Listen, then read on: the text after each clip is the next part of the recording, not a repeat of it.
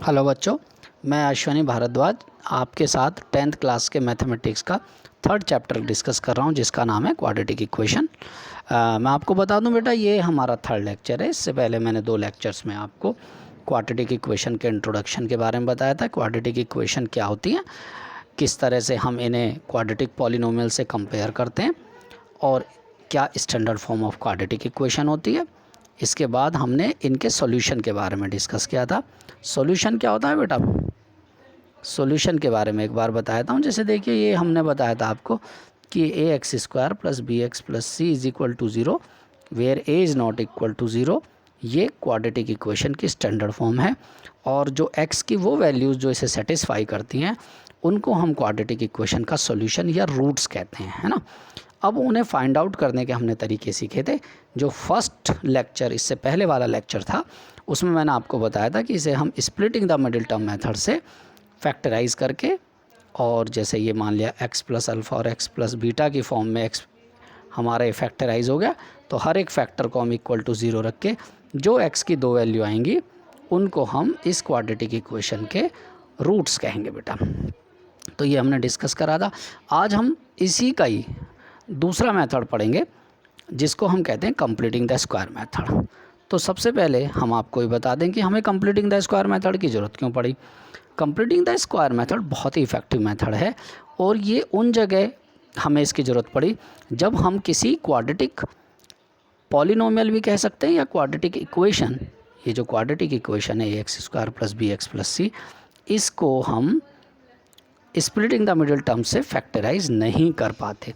जैसे कि एक आपके सामने यहाँ एग्जांपल है बेटा कि ये है x square plus 5x minus 3। थोड़ा जूम करके देख लेते हैं इसको। ये देखिए, तो ये x square plus 5x minus 3। अब जब हम इसको factorise splitting the middle term से करने की सोचेंगे तो ये नहीं हो सकता। तो इस तरीके से हमारे लिए मुश्किल हो जाता है कि हम इसे कैसे फैक्टराइज करें। जब फैक्टराइज ही नहीं कर सकते तो हम उसके रूट्स नहीं निकाल सकते। इसी तरह से कहीं पर ऐसा भी हो सकता है कि हमारे लिए फैक्टराइज करना बहुत मुश्किल हो जाए, है ना। तो ऐसी सिचुएशन में भी जैसे हम 357 के फैक्टर सोचें तो बड़ा हमारे लिए मुश्किल हो जाएगा। तो 2 सिचुएशन में, एक तो जहाँ splitting the middle term apply ही ना हो रहा हो, और दूसरी सिचुएशन जहाँ अप्लाई करना डिफ़िकल्ट हो। इन 2 सिचुएशन में हमारे लिए ये completing the square method apply हो जाता है। ये वहाँ पर भी अप्लाई हो जाता है जहाँ स्प्लिटिंग द मिडिल टर्म हो जाए। इसका मतलब हम इसे मास्टर की तरह कह सकते हैं कि ये हर जगह एप्लीकेबल है। और ये भी जान के आपको बड़ा अच्छा लगेगा कि ये मेथड हमारे ग्रेट मैथमेटिशियन आचार्य श्रीधर के द्वारा दिया गया, आचार्य श्रीधर, इसीलिए इसको हम श्रीधराचार्य फॉर्मूले के नाम से भी ये मैथमेटिक्स में बहुत फेमस है। चलिए इसको हम समझते हैं कि ये किस कंसेप्ट से, कैसे आचार्य श्रीधर ने ये सोचा कि हम किसी भी क्वाड्रेटिक पॉलिनोमियल या क्वाड्रेटिक इक्वेशन को फैक्टराइज कर सकते हैं, चाहे वो स्प्लिटिंग द मिडिल टर्म से हो या ना हो। तो बेटा ये देखिए किस कंसेप्ट पे बेस्ड है। यहाँ एक फार्मूला लिखा हुआ है, एक्स प्लस ए का whole square is equal to x square plus 2ax plus a square. मैं इसको आपको इससे कंपेयर करते हैं हमारी क्वाड्रेटिक इक्वेशन, जो कि a x square plus b x plus c है ना बेटा। इससे हम इस एक्सप्रेशन को इससे कंपेयर करते हैं। तो हमने देखा कि इसमें एक्स स्क्वायर का कोफिशिएंट नहीं है, तो सबसे पहला स्टेप हमारा यही है कि जो एक्स स्क्वायर का कोफिशिएंट होगा उसको हम एलिमिनेट करेंगे। जब एलिमिनेट करेंगे तो ये आ जाएगा एक्स स्क्वायर, इससे डिवाइड कर देंगे। एलिमिनेट कैसे करेंगे, डिवाइड करके। तो बेटा देखो ये c upon a is equal to 0 आ गया। यहाँ अगर हमारा a कॉमन लेके करेंगे तो इस a से कोई फ़र्क नहीं पड़ रहा, क्योंकि 0 तो अल्टीमेटली यही एक्सप्रेशन होगा। अब देखिए, अब हम इसको इससे कंपेयर करें। मैं एक बार फिर इसको लिखता हूँ यहाँ पर बेटा कि एक्स स्क्वायर प्लस a से डिवाइड करने के बाद क्या आ गया था, ये b अपॉन ए into x plus c upon ए। ये आपको समझ में आ गया होगा। मैं यहाँ फिर से आपको एक्सप्लेन कर रहा हूँ कि कैसे आया था। ये a x square plus b x plus c is equal to 0 को a से डिवाइड करके ये आ गया हमारा। तो अब देखिए, अब इसे जब हम कंपेयर करेंगे तो आप देख रहे होंगे एक्स स्क्वायर की जगह एक्स स्क्वायर लिखा हुआ है, और यहाँ भी 2ax में x की जगह x लिखा हुआ है। इसका मतलब एक टर्म एक्स स्क्वायर तो मेरे पास है और ये 2ax भी है। अब मैं इसे अगर 2ax मानूँ तो ये ट्वाइस ऑफ a होगा ना बेटा, और ये a और ये a डिफरेंट हैं, आप ऐसे समझ लीजिए, है ना। तो अब इसमें हम जो हमारा a प्लस बी का होल स्क्वायर, आप उससे भी कंपेयर कर सकते हैं कि a square plus 2ab plus b square, इस फॉर्म से में हमें इसे कन्वर्ट करना है।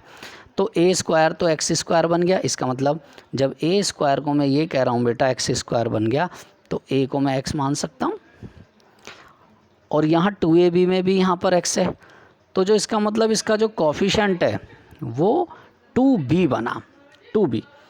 तो हमारे पास b कैसे आएगा जब 2b की वैल्यू हमें पता है, उसका हाफ करके। ये देखो, ये जो एक्सप्रेशन है ना बेटा, इसमें ये पहली टर्म का स्क्वायर हो गया, ये दोनों टर्म का प्रोडक्ट हो गया, और ये a स्क्वायर और चाहिए। लेकिन जब मैं इसको इससे कंपेयर करता हूँ, x square plus b upon a x plus c upon a, तो x की जगह x है यहाँ पर, और ये जो x का कोफिशिएंट यहाँ क्या है बेटा, b अपॉन ए, और यहाँ x का कोफिशिएंट क्या है, 2a। तो जब 2a की वैल्यू, इसको हम ये a और ये a डिफरेंट है, तो यहाँ पर हम इसे a की जगह चलो a डैश मान लेते हैं, जिससे आपको कन्फ्यूज़न ना हो। 2a डैश की वैल्यू कितनी आ गई, b अपॉन ए, तो a डैश की वैल्यू कितनी आ जाएगी, b अपॉन 2a। तो इसका मतलब जो हमारा a डैश इस फॉर्मूले में है वो है b अपॉन 2a, मतलब x के कोफिशिएंट, x का कोफिशिएंट b अपॉन a, उसका हाफ। लेकिन हमें क्या चाहिए, देखो यहाँ पर a स्क्वायर चाहिए, इसका मतलब इस टर्म का स्क्वायर हमें चाहिए। तो इस टर्म का स्क्वायर हम ऐड और सब्ट्रैक्ट करेंगे। आप शॉर्ट में समझ लीजिए इसको, कि जब भी हमारा कोई क्वाड्रेटिक पॉलिनोमियल होगा, मैं एग्जांपल से आपको समझाता हूँ, इससे आपको और क्लियर हो जाएगा। जैसे आप कोई भी एग्जांपल लीजिए, जैसे हमने कहा x square plus 6x plus 3, मान लिया ये है। अब हम कहें कि इसे a प्लस बी के होल स्क्वायर में कन्वर्ट करना है, ये a स्क्वायर हो गया, 2ab हो गया, तो ये जो 6 है ना बेटा, 2b होता है, तो b इसका हाफ होगा, तो 6 का हाफ कितना हुआ, 3 हो गया। तो हम 3 का स्क्वायर, पहले हम इसके x के कोफिशिएंट का हाफ करेंगे और फिर उसका स्क्वायर करेंगे, और जो स्क्वायर आएगा उस टर्म को हम इसमें ऐड और सब्ट्रैक्ट कर देंगे। तो इसका फ़ायदा क्या होगा कि ये दो टर्म और ये जो तीसरी टर्म ऐड करी है, ये a प्लस बी का होल स्क्वायर बन जाएंगी। अगर आप ध्यान से देखें तो ये x प्लस 3 का होल स्क्वायर हो गया, x प्लस 3 का होल स्क्वायर। ऐसे हम इसको इस स्क्वायर को कंप्लीट करते हैं, इसीलिए इस मेथड का नाम कंप्लीटिंग द स्क्वायर मेथड होता है। और जो ये दो टर्म बच गई 3 - 9, इसको हम अलग ऐसे लिख लेते हैं, और इस 6 को हम √6 का स्क्वायर लिख के a square minus b square का फॉर्मूला इसमें अप्लाई कर देते हैं। ये मेथड है। ये मेथड देखो बेटा यहाँ एक्सप्लेन्ड है, आप इसको आराम से ऐसे देख सकते हैं। मैं इसको धीरे धीरे स्लाइड कर रहा हूँ, आप इसके स्क्रीनशॉट भी लेकर समझ सकते हैं, है ना। ये यहाँ तक ये मेथड है, यहाँ तक, तो आप इसे समझ सकते हैं। इसके बाद ये कुछ एग्जांपल्स हैं, है ना। ये एग्जांपल्स देखिए यही हैं जो मैंने अभी आपको समझाएं, आप इसको भी स्क्रीनशॉट लेके समझ सकते हैं। इसमें पहला स्टेप है कि आप एक्स स्क्वायर के कोफिशिएंट को 1 बनाएंगे। अगर वो 1 ऑलरेडी है जैसे इस क्वेश्चन में है तो कोई प्रॉब्लम नहीं है, और अगर 1 नहीं है तो हम उसको डिवाइड करके 1 बनाएंगे। देखिए यहाँ पर एक्स स्क्वायर का कोफिशिएंट यहाँ 1 है ना, क्योंकि ये x square plus 6x minus 3 है। दूसरा स्टेप क्या है, पहले स्टेप में इसका कोफिशिएंट 1 बनाएंगे जो इसमें ऑलरेडी है। दूसरा स्टेप क्या है बेटा, इसका जो x का कोफिशिएंट है इसका हाफ, 6 का हाफ कितना होगा 3, उसका स्क्वायर 9 ऐड और सब्ट्रैक्ट करेंगे, और 9 ऐड और सब्ट्रैक्ट करने के बाद बेटा उसको हम a प्लस बी का होल स्क्वायर बनाएंगे। देखिए यहाँ पर ये एक्सप्लेन कर रखा, जो ऐड हुआ है वो इस ब्रैकेट में आ गया, जो सब्ट्रैक्ट हुआ वो अलग हो गया। तो यहाँ -9 - 3 -12 हो गया, और -12 को तो हम √12 का स्क्वायर लिख सकते हैं। वो अलग बात है कि जो √12 है वो 4 × 3 होता है, ये 4 × 3, और 4 का √2 हो गया तो ये 2√3 हो गया। तो यहाँ हमने इसे 2√3 का होल स्क्वायर लिख दिया और इसमें a² - b² का फॉर्मूला अप्लाई कर दिया, तो ये a + b a - b से ये फैक्टराइज हो गया। इस तरह से हम किसी को भी फैक्टराइज कर सकते हैं। और जब हम हर फैक्टर को इक्वल टू 0 रखेंगे तो वो हमारा हर फैक्टर एक वैल्यू देगा जिसे हम रूट कहेंगे, है ना। इसी मेथड को हम कहते हैं सॉल्यूशन फाइंड आउट करना। इसके बाद एक और एग्जांपल है बेटा, देखो इसको भी आप स्क्रीनशॉट लेके समझ सकते हैं। इसमें हमने वही पहले सबसे पहले यहाँ पर अगर आप देखें इसमें तो इसका कोफिशिएंट 2 है, तो स्टेप 1 में हमने इसका कोफिशिएंट 1 बनाया, तो 2 से डिवाइड करा मतलब कॉमन ले लिया, तो क्योंकि यहाँ 0 है इसलिए इससे कोई फ़र्क नहीं पड़ेगा। फिर जो x का कोफिशिएंट है, यहाँ x का कोफिशिएंट क्या है बेटा -5/2, उसका स्क्वायर करा, पहले उसका हाफ करा तो वो हो गया -5/4। फिर नेक्स्ट स्टेप में स्टेप नंबर 3 में उसका स्क्वायर करा 25/16, 25/16 इसमें ऐड और सब्ट्रैक्ट करेंगे। ये देखिए ये 25/16 इसमें ऐड भी कर दिया, सब्ट्रैक्ट कर दिया। जो ऐड किया वो फॉर्मूले के साथ एडजस्ट हो गया, जो सब्ट्रैक्ट किया उसे कांस्टेंट के साथ एडजस्ट कर लेंगे। इन दोनों को सॉल्व करके ये आ रहा है 49/36, और 49/36 को बेटा हम 7/4 का होल स्क्वायर लिख सकते हैं। तो ये a² - b² के फॉर्मूले से देखो ये फैक्टराइज होके 2 फैक्टर्स आ गए। हर एक फैक्टर इसे सिंप्लीफाई कर लिया तो एक आ गया x + 1/2 और एक आ गया x - 3। इनको हम हर एक फैक्टर को इक्वल टू 0 रख के x की वैल्यूज़ को फाइंड आउट कर लेंगे। एक x की वैल्यू आ जाएगी, क्योंकि x + 1/3 है तो एक आ जाएगा x = -1/3, और एक x - 3 है तो उसे इक्वल टू 0 रखेंगे तो x = 3। ये 2 इसके रूट्स आ जाएंगे। ये यहाँ पर हमने इसके रूट्स लिख रखे हैं बेटा, ये देखिए, और ये हो गया। इसके बाद ये असाइनमेंट है, ये आप करेंगे। यहाँ पर मैं बेटा आपको एक बार इस मेथड का एक शॉर्टकट मेथड भी समझाना चाहूँगा। शॉर्टकट से क्या होगा कि आपका कैलकुलेशन पार्ट बहुत बच जाएगा। और ध्यान रखिए ये मेथड आपको कहीं नहीं मिलेगा, क्योंकि इस तरीके के मेथड मैं आप लोगों की कैलकुलेशन को आसान बनाने के लिए खुद ही बनाता हूँ, है ना। तो बेटा समझें ज़रा, हम देखो ये पहला है 2x² - 5x + 3, फर्स्ट क्वेश्चन जो हमारा है। ये मैं यहाँ लिखता हूँ 2x² - 5x + 3 = 0। पहला स्टेप क्या है बेटा, इसका कोफिशिएंट 1 बनाना। आप 1 बना देंगे, 2 से डिवाइड कर देंगे, 2 से डिवाइड हो जाएगा x² - 5/2 + 3/2। अब शॉर्टकट मेथड समझिए, यहाँ x भी है बेटा 5/2x। अब शॉर्टकट मेथड कहता है कि पहले आप यहाँ x लिखिए, जो यहाँ पर साइन है यहाँ प्लस है जैसे तो प्लस, और माइनस है तो माइनस, तो यहाँ पर माइनस है तो माइनस हो जाएगा। फिर इस 5/2 का आप क्या लिखेंगे, हाफ। 5/2 का हाफ 5/4 लिखना, 2.5 मत लिखना, और इसका लगा देना स्क्वायर। फिर ये कांस्टेंट 3/2 एज इट इज़, और इसमें से बेटा माइनस कर देना इसका 5/4 का स्क्वायर, 25/36।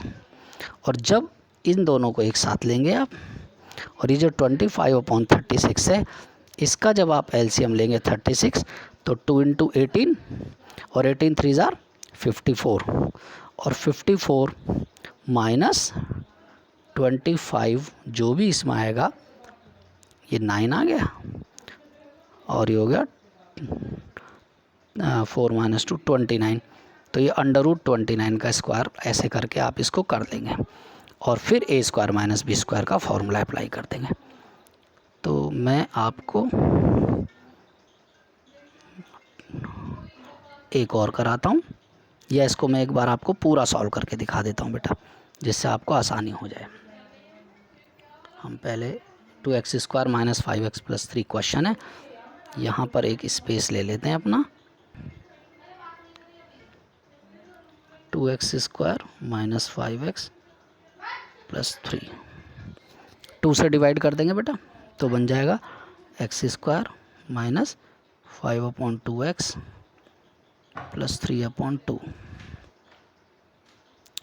तो इस एक्सप्रेशन में हमने बताया इसका हाफ करो, 5/2 का हाफ 5/4, या माइनस को एज इट इज़ लिख देते हैं, इसका स्क्वायर प्लस 3/2 माइनस इसका स्क्वायर 5/4 का स्क्वायर 25/16।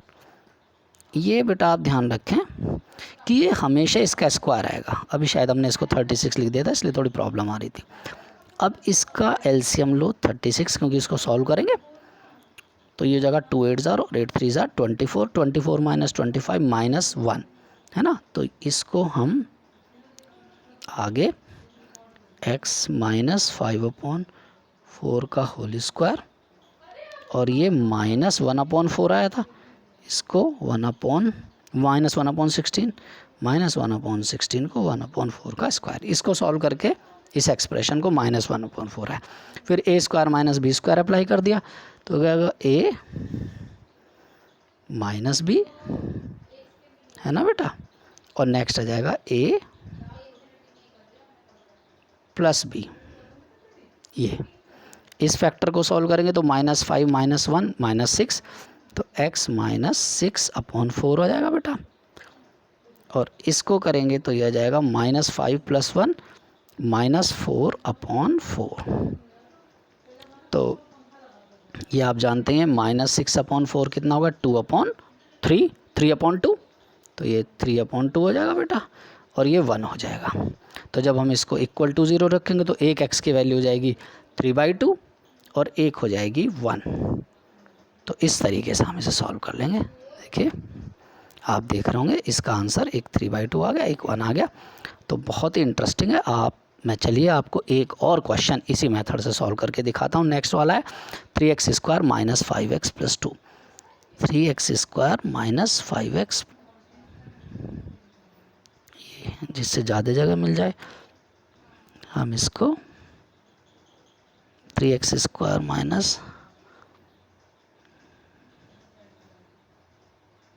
5x + 2। अब इसे देखें बेटा, आप पहले 3 से डिवाइड करेंगे तो ये हो जाएगा x² - 5/3x + 2/3। अब देखो इसमें हम बेटा इस 5/3 को देखते हैं, इसका हाफ करेंगे। यहाँ प्लस आ जाता है, x² प्लस होता तो प्लस लिखते, माइनस है तो माइनस लिखेंगे, तो हो जाएगा 5/6 का होल स्क्वायर प्लस 2/3 माइनस, और इसका स्क्वायर सब्ट्रैक्ट करेंगे हमेशा ही, 25/36। ये बेटा अब इसको हम सॉल्व करेंगे तो एलसीएम कितना आएगा बेटा इसका 36, 3 12 ज़ार और 12 2 ज़ार 24, तो 24 माइनस 25 आ गया बेटा। 24 माइनस 25 कितना होता है, -1, तो -1/36 हो गया, और माइनस ये -1/36 बन गया, और -1/36 को हम क्या ले सकते हैं, 1/6 का स्क्वायर। तो हम लिखेंगे x माइनस 5/6 का होल स्क्वायर और माइनस 1/6 का होल स्क्वायर। अब हम इसमें a square minus b square लगाएंगे तो हो जाएगा x minus 5/6 plus a plus b, और इस बार हो जाएगा 5/6 माइनस 1/6, तो ये हो जाएगा -5 + 1 -4/6, और -4/6 को क्या लिख सकते हो, 2/3, और ये हो जाएगा -6/6, इसे लिख सकते हैं 1, तो एक वैल्यू आ गई 2/3 और एक आ गई 1, तो ये तो फैक्टर हो गए बेटा, और रूट्स क्या हो गए 2/3 और 1, तो ये आप ये देख रहे हैं आंसर 2/3 और 1। इस तरीके से बेटा आप इन्हें कर सकते हैं।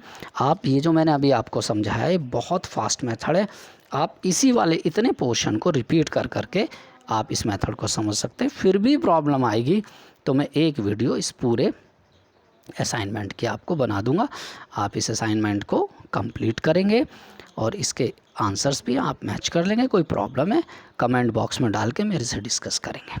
तो आप देख रहे हैं बेटा इस मेथड में, ये नया मेथड है, इसी कंप्लीटिंग द स्क्वायर मेथड हमने पहले कभी नहीं पढ़ा है। स्प्लिटिंग द मिडिल टर्म तो हमने पहले भी 8th क्लास में 9th क्लास में पढ़े हैं।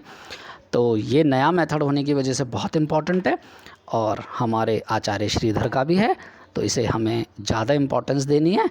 खूब अच्छे से इसकी प्रैक्टिस करनी है, बहुत आसान है। जो भी प्रॉब्लम होगी आप शेयर करेंगे। My good wishes are with you. Thank you बेटा।